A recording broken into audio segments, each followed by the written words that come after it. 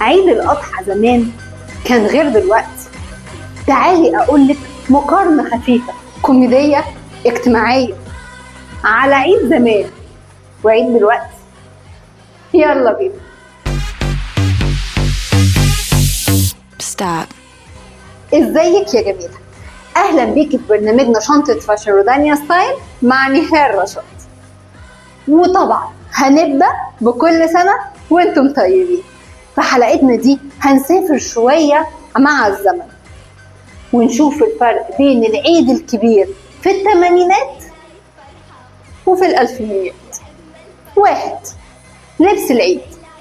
زمان اللبس كان بيتفصل مخصوص عند الترزي، والأم كانت تقول اوعي توسخيه قبل أول يوم العيد، وكان لازم نتصور جنب الكنبة وإيدينا جنب بعض والعيلة كلها لازم تكون في الصورة.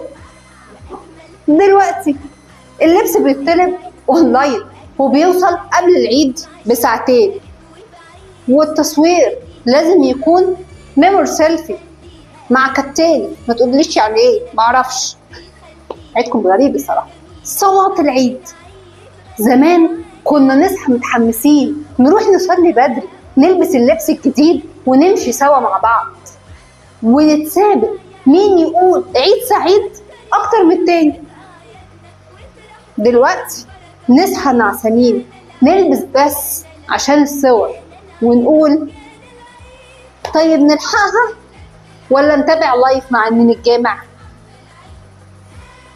الخروف زمان الخروف كان بيتربى على السطوح، ناكله ونلعب معاه وفي الاخر نعيط يوم ما يتذبح.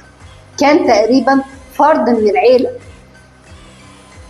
العيد اتغير، التكنولوجيا دخلت والسرعة زادت، لكن الفرحة لسه موجودة واللمة ليها طعم مهما كانت على أرض الواقع أو على الشاشة.